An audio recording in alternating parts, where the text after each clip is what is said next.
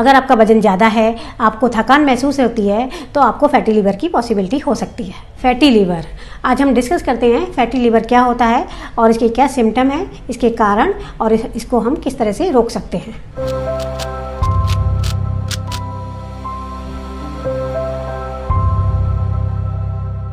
Fatty liver के दो कारण हैं मेनली। एक तो जो लोग अल्कोहल लेते हैं जिसकी वजह से अल्कोहलिक फैटी लीवर हो जाता है, और दूसरा नॉन अल्कोहलिक फैटी लीवर होता है। मतलब वो लोग अल्कोहल नहीं लेते हैं लेकिन उनकी डाइट में फ़ैट ज़्यादा होती है।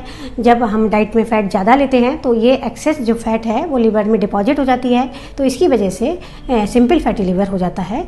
इससे बहुत ज़्यादा कोई नुकसान नहीं होता है, और ये इसमें लीवर भी, अगर हम इस पर खान पान पे कंट्रोल रखते हैं तो इसमें लीवर भी डैमेज नहीं होता है।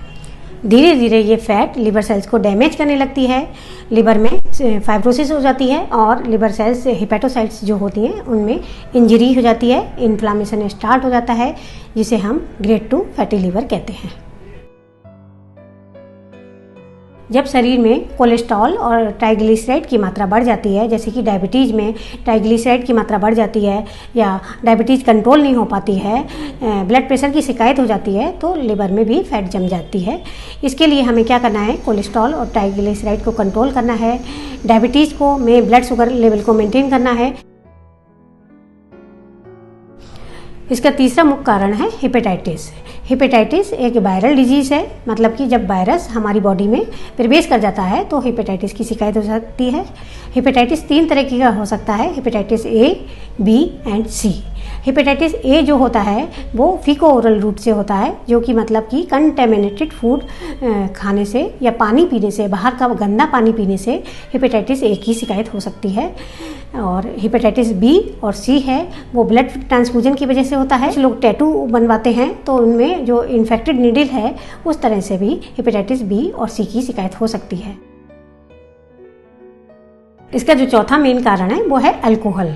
जो भी पुरुष और महिला अल्कोहल डेली यूज़ करते हैं, हैवी यूज़र होते हैं, तो उनका 10 से 15 के साल के बाद लिवर में सिरोसिस हो जाती है, मतलब कि लिवर डैमेज होना स्टार्ट हो जाता है।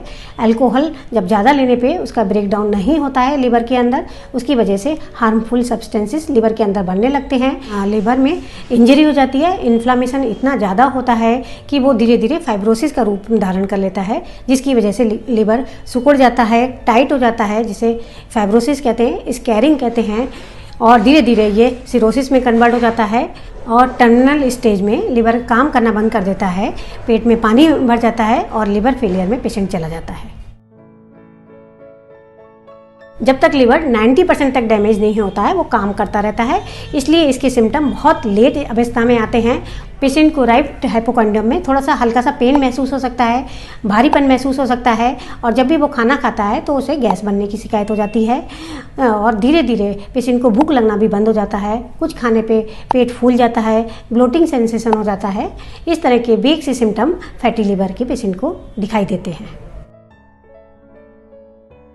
पेशेंट को आके 6 महीने में एक बार अल्ट्रासाउंड करा लेना चाहिए, क्योंकि अल्ट्रासाउंड में फैटी लीवर रीडली पिकअप हो जाता है और लेवल भी इसका पता चल जाता है कि कौन सी ग्रेडिंग है, ग्रेड 1 स्टेज में है, ग्रेड 2 में या ग्रेड 3 स्टेज में है।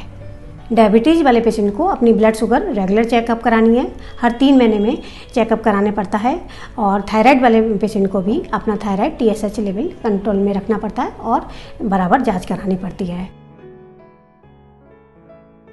इसकी ट्रीटमेंट की बात कर लेते हैं। ये 100% क्यूरेबल है। अगर स्टार्टिंग में ही फैट की मात्रा, वसा की मात्रा डाइट में कम कर दी जाए तो फैटी लिवर रिवर्सिबल हो जाता है। डाइट कंट्रोल और एक्सरसाइज दोनों मिलके आपका फैटी लिवर बिल्कुल सही हो सकता है।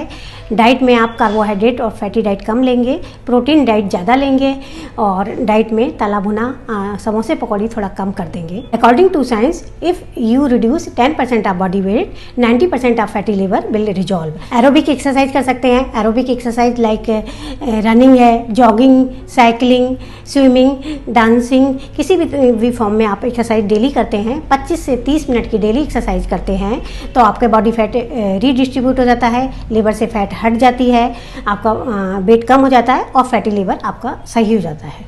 हेपेटाइटिस या पीलिया से बचने के लिए वैक्सीन अवेलेबल है, जिनको वैक्सीन लगवा लेना चाहिए। जो लोग अल्कोहल लेते हैं उनको अल्कोहल बिल्कुल बंद करनी है, मतलब एब्सोल्यूट नो। अगर आपको ये जानकारी अच्छी लगती है तो आप अपने फ्रेंड्स के साथ शेयर कर लीजिएगा। Thanks for watching.